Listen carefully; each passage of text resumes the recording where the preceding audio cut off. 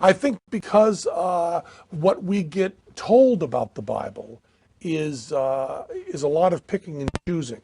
When you see, Lot's daughter gang raped and beaten, and the Lord being okay with that, when you actually read about Abraham being willing to kill his son, when you actually read that, when you read the insanity of the talking snake, when you read the hostility towards homosexuals, towards women, the celebration of slavery, when you read in context that thou shalt not kill means only in your own tribe. I mean, there's no hint that it means humanity in general, that there's no sense of a shared humanity. It's all tribal.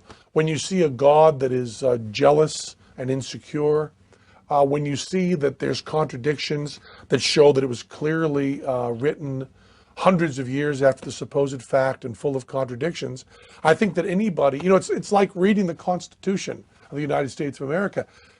It's in English. You don't need someone to hold your hand. Just pick it up and read it.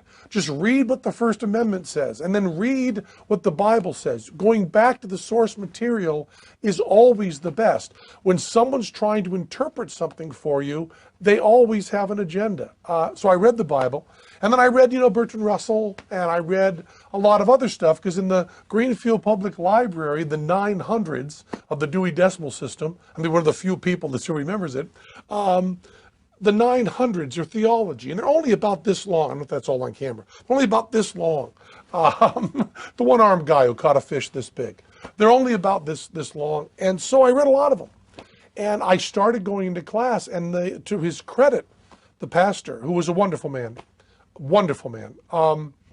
would let me talk to him about this stuff.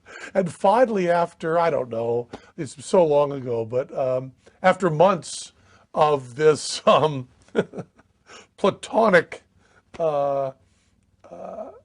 questioning every night at youth group, the minister called my mom and dad and said, I think maybe Ben should stop coming to youth group. He's no longer learning about the Bible from me. He is now converting everyone in the class to atheism.